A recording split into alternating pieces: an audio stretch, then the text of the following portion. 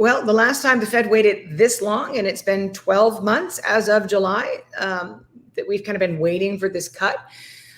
We've only ever waited longer, and that was the 15 months that led up to the Great Recession. And of course, the longer we see tight monetary policy persist, the more damage it's going to eventually unleash. And so if we theoretically have been in recession since October of 2023, boy, this thing's going to be long and drawn out.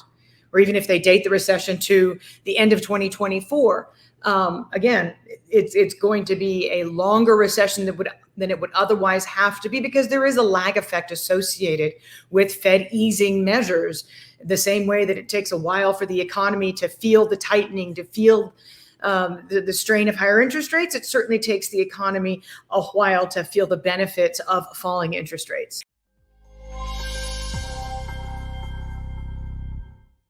On this episode of the What the Finance podcast, I have the pleasure of welcoming back Danielle DiMartino Booth. So Danielle is the CEO and Chief Strategist for QI Research, research and analytics firm. So Danielle, thanks so much for coming on the podcast again. Now that my hair's fixed, great to see you. So, yeah, it's another manic, crazy day in the markets here. So, so much for us wishing that, as I sit crisscross applesauce, so much for us wishing for quieter times, because boy, has 2024 been. If 2023 was noisy, was quiet, 2024 is loud. Yeah, and it doesn't seem like it's going to be getting any softer with elections coming up. So I think we're going to all be pretty busy. But yeah, maybe from your perspective, I ask my guests this every time. What is your current overview of what we're seeing in the economy? I know we saw some data today recently, but yeah, what are you seeing? Well, it's interesting because we've seen for so long, we've seen a disconnect between what corporate America has been telling us about the job market and the pace of layoffs that they're pressing through with, and jobless claims. You're saying to yourself, how can they be getting rid of all these people? And we don't see it show up in joblessness. Some of this has, of course, to do with the fact that so many people don't qualify for jobless claims. Last year, it was also a matter of the people being laid off being very white collar in nature and getting severance for 6 to 9 months. You know, if you're getting laid off from Google and you were making $600,000 and you're going to get 60% of that for 9 months, no reason to claim unemployment. This year is different. We're seeing unemployment claims come in at the fastest pace since August of 2023. They really are finally becoming unhinged. We've got continuing jobless claims at the highest level in, I think, since 2021. And that means that if you do lose your job, you're having a harder time finding a job. So we're finally transitioning away from the great inflation freakout to, oh my gosh, essentials are still really expensive and people are losing their jobs. Yeah, because I know we saw something similar like a few years ago where, you know, all these companies started getting worried about costs. They started cutting. There was this concern. We saw the stock market go down. But then since then, there was a sort of a massive boom. So do you think we could be entering into something similar, or do you think this is more a systemic, shift that we're seeing? In speaking with staffing companies specifically, what they're seeing on the ground is no new demand for employees, and they're seeing a lot of automation, a lot of artificial intelligence occur at the companies that they've been working with for decades. So I think there is still a big push inside the C-suites to cut costs. And of course, like any company's biggest cost is labor. And I think we're seeing that. Now, a lot of companies are reporting layoffs when they report earnings, and that usually gives the stock a boost. But if the situation with the company is prolonged, of course, the one thing you cannot fudge is revenues. And if revenues are becoming weaker, that's a whole different story. That usually is indicative of the recession that I believe that we've been in for some time now. Yeah, good point. And I think it depends on the industry as well. We've seen that in tech, that people, they announce their layoffs. But a lot of the time, if you're in maybe a less liked industry, you're not going to come out and say that you're cutting a certain percentage of your workforce. It's just going to be a slow burn, or it's going to be sort of trying to be done slowly in the background. And I guess that's maybe what's been happening without people seeing it. Yeah, there's been a lot of, I don't think there's enough that's spoken about attrition. and as well as just kind of closing the books on job openings, or even listing job openings even though you know you're not going to fill them. There was a good study that was out recently that showed that so many companies are engaged in this practice of posting job openings that don't actually exist to boost morale. So it makes it look like business is better than what it really is. If I was an employee of one of those firms, I would not be happy. Yeah, you're told that someone's going to come in and help you with the workload, and then they just never do. I think we've all had that experience at one of our jobs. But yeah, so is this just showing how soft the economy is? What we're seeing with unemployment? Yeah, I mean, we're seeing right now we're not just seeing an economy that's kind of got sclerosis, or it's stuck in a rut. We're seeing an economy that is very dynamically beginning to shrink. And I think that is the biggest difference. If you look at the retail sales data, for example, people are not able to commit to big ticket purchases. The strongest areas were food and drink and online shopping. Now, there are a lot of Gen Zers, millennials who are still, using buy now, pay later, doing what they can to continue to enjoy their experiential lifestyles, but at the same time, they can't really afford it. And so we are seeing spending, but we're seeing spending on little ticket items. And it probably has more to do right now with the fact that people still have a paycheck or they're using credit.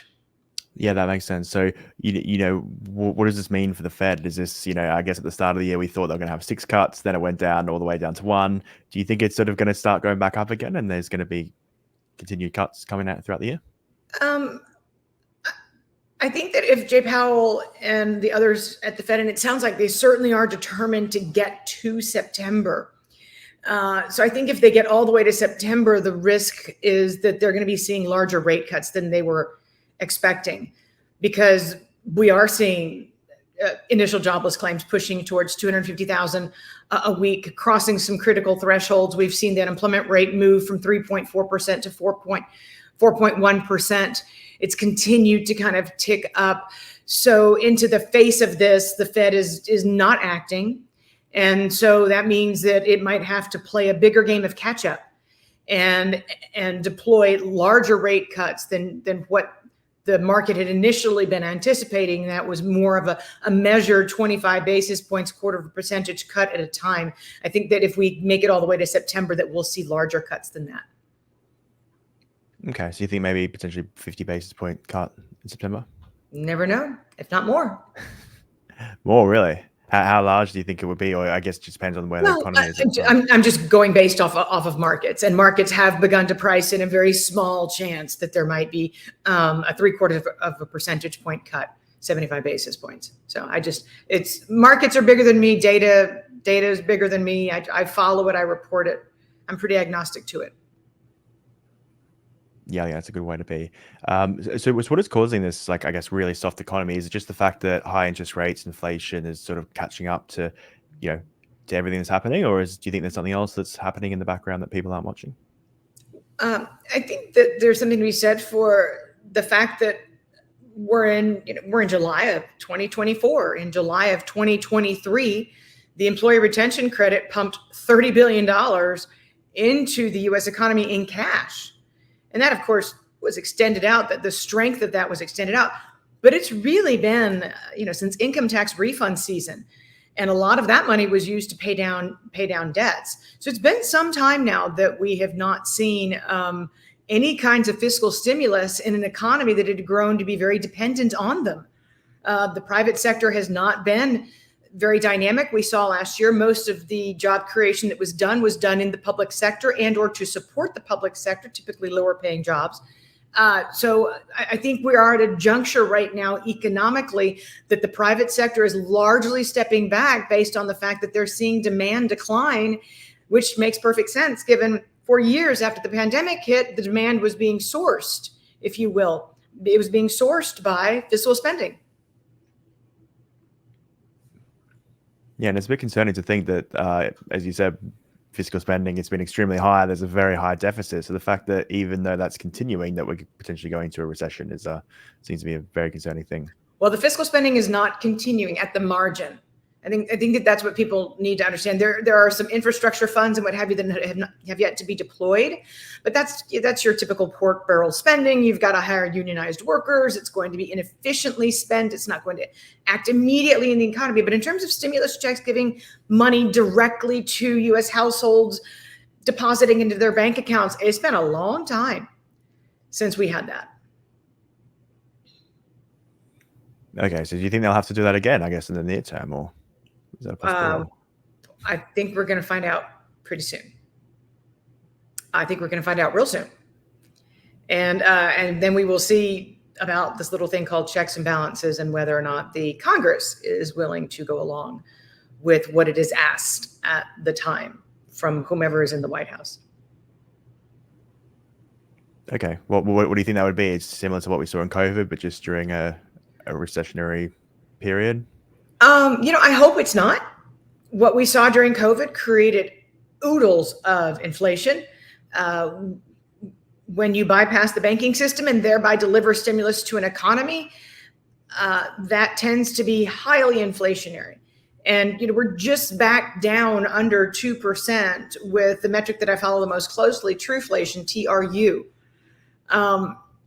And I would hate to see us bounce right back up to double-digit inflation. That would be a shame, especially because you would be deploying this stimulus not to address something that was theoretically going to be transitory or passing, like a global pandemic, and then the economy is going to be reopened. You'd be handing this stimulus out in recession with no hopes of kind of a big, huge reopening impulse, which is what we saw that really got the economy up and running as quickly as it was, because this was a technical man-made recession, if you will. We're going to close the economy down. We're going to open it back up. Of course, you're going to get a rush of economic activity, especially if the government's pumping money in and people didn't skip a beat because they were making so much on unemployment benefits. So this is a much different backdrop, a much different environment. And we can't really foretell it having the same effect or not. Yeah, and I can see both sides sort of really pushing hard, whoever this, I guess, wins the election, pushing hard for this to try and look like the people, they're looking after the people, they're trying to take care of people, they're down. Well, remember, I mean, with the, with the shooting of Trump here, you immediately have a brighter focus on the midterm elections of 2026 immediately. Just because they're sort of, everyone thinks, oh, it's over, 2024 is over, or what? Why are people looking at 2026? Well, I mean, I think that's what we've seen in the markets. That's certainly the reaction that we've seen in the markets. Again, not up to me. I'm just reporting to you what is being reflected in the markets, and what's being reflected in the markets is indicative of the risk of a full-blown sweep. And, we had a full-blown sweep in our last election. Oh, well, yeah. I take it back. The House of Representatives had a very thin margin, so that was not exactly a full-blown sweep. But anyways. Okay, that makes sense. So how bad do you think this recession could be? Will it take, will the Fed and I guess fiscal have to act fast to sort of stop it? Or do you think it could be a slow burner? What are you currently seeing? Well, the last time the Fed waited this long, and it's been 12 months as of July, that we've kind of been waiting for this cut. We've only ever waited longer, and that was the 15 months that led up to the Great Recession. And of course, the longer we see tight monetary policy persist, the more damage it's going to eventually unleash. And so if we theoretically have been in recession since October of 2023, boy, this thing's going to be long and drawn out. Or even if they date the recession to the end of 2024, again, it's going to be a longer recession than it would otherwise have to be, because there is a lag effect associated with Fed easing measures.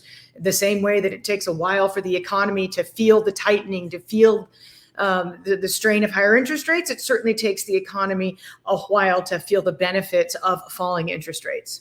Hey everyone, sorry for interrupting. I just wanted to extend a massive thank you to you for listening and tuning in, and for your support over these 3 years. So we've had, hundreds of guests that we've welcomed on the podcast. We've had millions of views. We've hundreds of thousands of different people listening in. So I just wanted to thank you. You know, I started this as a student. I'm now currently working, and I've always done this on the side just because I have a passion for it and I've enjoyed it. And probably similar to yourself, you listen to all these, different YouTube channels and podcasts of people listening to different guests. That's how I started, and I just wanted to sort of take the plunge and be able to have the opportunity to speak to these people, and you've made that happen. So thank you very much. Just myself, don't make any money from this, and it's really a passion project. So thanks for supporting that passion of mine.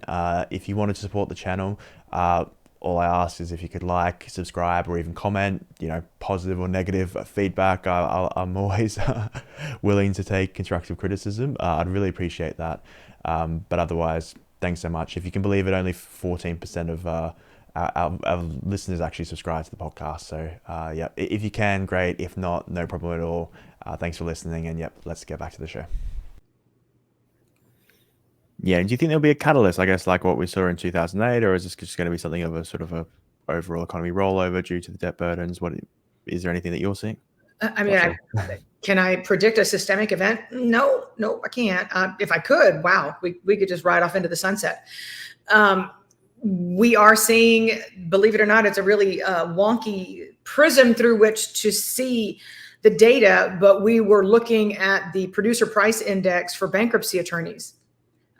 In other words, what they're able to charge, what bankruptcy attorneys are able to charge, and it's the highest on record.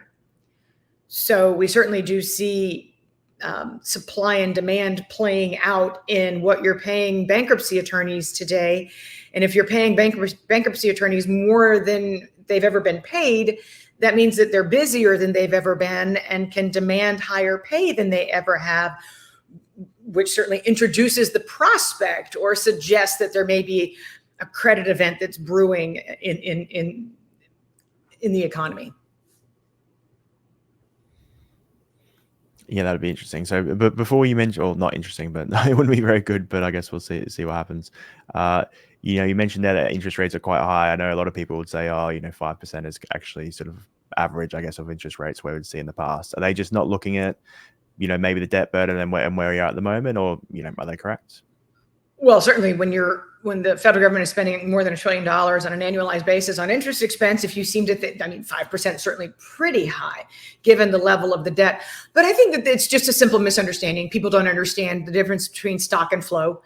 You have to understand at the end of the day that starting points matter, deltas matter. If we start it from the zero bound, then on a percentage basis, how much interest rates have increased since they were at zero to where they are today, north of 5%, is certainly more in magnitude than the tightening and the raising of interest rates that was undertaken by Paul Volcker in the early 1980s.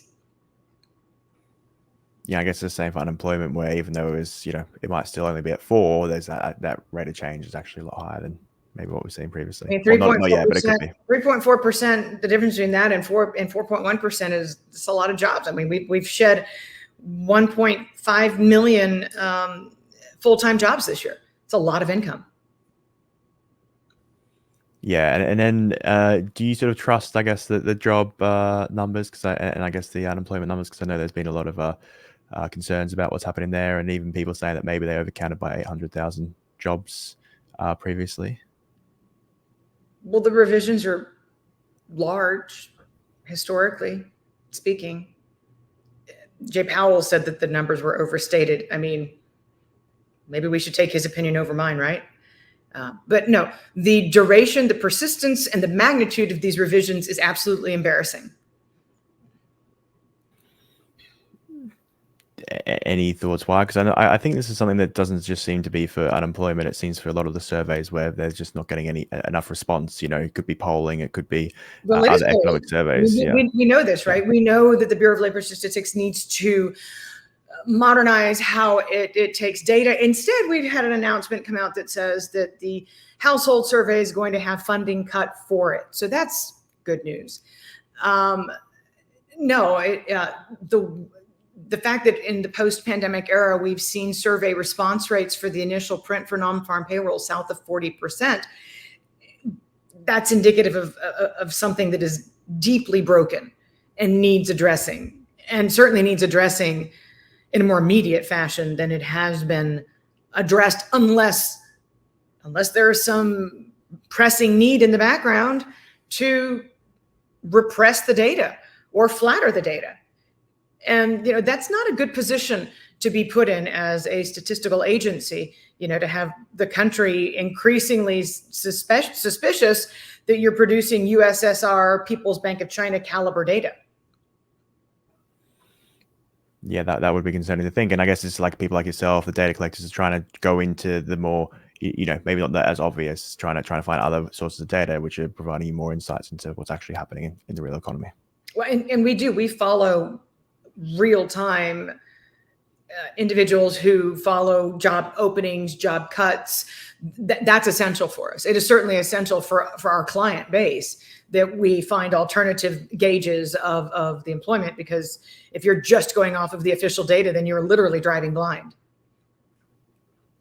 Yeah, which is not what we want. So how do you see, I guess, this potential recession impacting markets? Do you see it sort of going back to what used to occur, where but bonds would sort of perform quite well, but the safe haven, or are you seeing a shift there? What are your current thoughts on it? I mean, just based on post-war history, again, it's not just based purely on history. One would have to say that on average, bond yields, from the time of passing a certain threshold of job losses, which we passed months ago. So from that time on, you would expect to see bond yields fall by about 24% and stocks fall by about 33% on average in the post-war era. I'm referring to the S&P 500. But again, corrections in the stock market don't tend to take hold until after the Fed has actually cut interest rates. In other words, Nvidia can keep going up until the Fed finally lowers rates. Okay, so while people might be looking positively at a rate cut, I guess historically it is the classic buy the rumor, sell the news. Classic. That makes sense. But yeah, Danielle, thanks so much for your time today. Really appreciate it. We've covered so many different parts of the economy, markets, where we think things are, or where the data is saying things are going. But my last question is, what is one message you want people to take away from our conversation? Again, it's kind of how this discussion started. 2023 moved really slowly. I think investors should be prepared for the fact that 2024 is moving pretty darn fast. Volatility is certainly waking up after a long hibernation. And because the market is swinging as violently as it is, I think that investors should certainly be fully aware, self-aware of what their risk tolerance is, what their risk appetite is, and be as hedged as they deem to be appropriate for what's to come, given, again, history tells us that once the Fed does start to cut interest rates, that stocks do fall. And the fact that we're debating on whether it's going to be, in the current month or 2 months from now, suggests that now would be the time for people to be looking to indemnify their positions and hedge themselves. Great message, and it's a scary warning, but I guess we'll see what happens in that. There's nothing scary about being prepared, ever. Yep, very true. If you're prepared, you're not scared. But yeah, Danielle, thanks again. So if anyone wanted to find out more about your work and what you do, where would the best places for that be? So I would love to have the family of Daily Feather readers is growing exponentially. I could not be any more proud about that. So please come to DiMartinoBooth.substack.com. Love to have you. And follow me on Twitter if you don't already, at DiMartino Booth. I'm just about to pass that 300,000 mark. Pretty exciting. Well, congrats. Yeah, well, it obviously means that you're what you say resonates with people. So great to hear. But yep, thanks again for your time. Thank you. Take care. Hey everyone, thank you for listening. I really appreciate the support. If you've got value out of this, I'd really appreciate it if you could like, subscribe, or comment, good or bad feedback. I'm always open to that, but it really helps with the channel. As I said before, only about 14% of people actually subscribe to this channel. So if you were to that, it would really help. It could mean we could continue to grow. If not, thanks for watching, and see you on the next show. And you also might like this video right here. All right, thanks again.